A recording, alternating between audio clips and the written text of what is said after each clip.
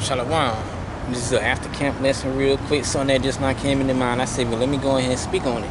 So I'm going to title this video / lesson, not all Israelite leaders have been set up for righteous.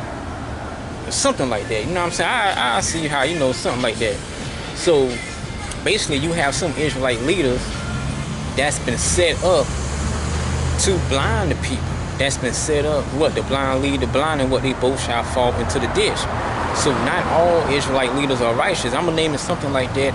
Like I said, I just turned the camera back on after turning it off.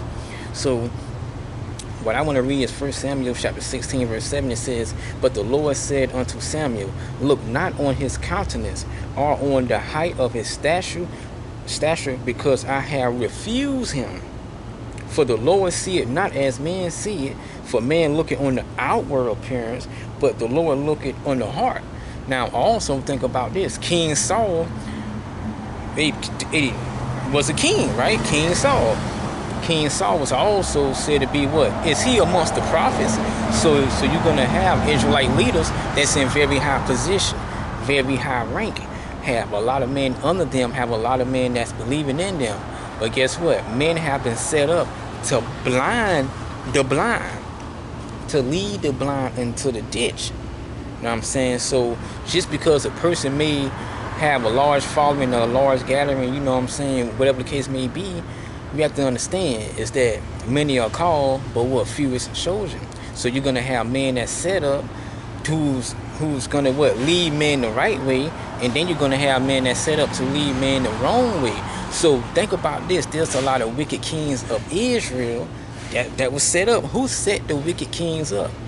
Yahweh. Yahweh controls everything. The Lord set it up one and bring it down another, right? The Lord make it rich and make it poor.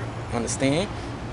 Alright, the king. Hey, you already know the scripture about what the kingdom of man. So there's a lot of scriptures that I can get. So you already know those scriptures about Israel went off. A wicked ass individual that's a king of Israel, wicked as all hell, but who set those kings up? Yahweh. So Yahweh have men that set up, alright, to turn individuals into twice as the child of hell, roughly paraphrasing that scripture.